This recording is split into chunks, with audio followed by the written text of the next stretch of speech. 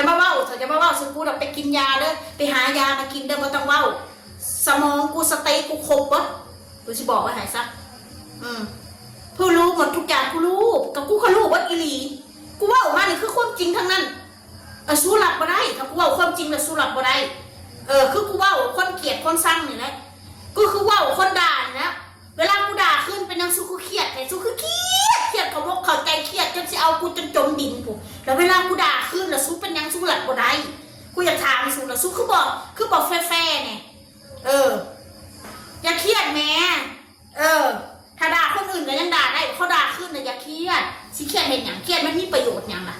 กูก็บ่ได้เครียดแต่กูอยากออกมาด่ากูด่าแล้วกูซาใจดีกูนอนหลับถ้ามื้อนั้นกูบ่ได้เว้าสักคืนแล้วกูนอนบ่หลับกูกับโรคจิตชนิดหนึ่งคือกันกูคนหนึ่งแหละที่คนเว้าสักกูแล้วกูสิมานั่งเงียบยิ้มบ่ปากบ่อีสานแท้ๆบ่อีสานแท้ๆโอ้ยบ่แม่นกูเด้อบ่แม่นอีมน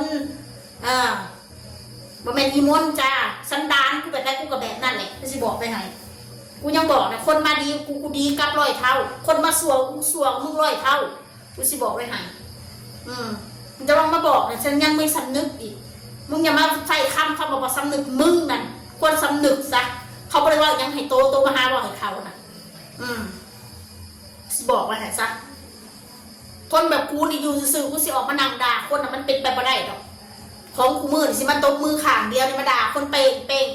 นี่เพื่อสิมาด่าเอาวันยอดวิวมันโบแมนดอกสิบอกไว้ให้ซะคนเรามันต้องฟังกันทั้งสองฝ่ายโบแมนได้ยินคนหนึ่งว่าอีลีติมันเป็นทางสั้นอีลีติอันนี้ติกูบอกสู้อยากหูเรื่องหูเล่าแล้วมาหากูบอกสามารถจะเป็นหนังบอกในโซเชียลได้ทุกเรื่องบางเรื่องมันกับผิดกฎหมายกูก็บอกสามารถจะเล่าได้ถ้าสู้อยากหูสู้มาถามกูสิได้บอกสู้สิเสือบ่เสือกับเรื่องอีกแบบหนึ่งบ่เป็นสู้สิเป็นมโน